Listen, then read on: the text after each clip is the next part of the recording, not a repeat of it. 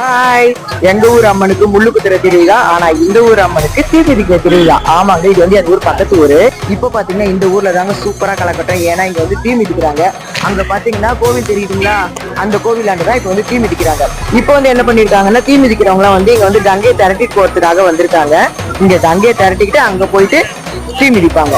இப்ப வாங்க இதை பார்த்துட்டு நம்ம அங்க தீ மிதிக்கிற இடத்துக்கு நம்ம போகலாம். சுத்தி பாருங்க எவ்வளவு பேர் தீ மிதிக்கிறாங்க பாருங்க, எல்லாம் இருக்காங்க. இப்ப இன்னும் கொஞ்ச நேரத்துல வந்து தீ மிதிக்க ரெடி ஆயிடுவாங்க. அதனால நம்ம இங்க இருந்து இவங்க வர்றதுக்குள்ள நாம வந்து அந்த கோயிலாண்ட போயிடலாம் வாங்க.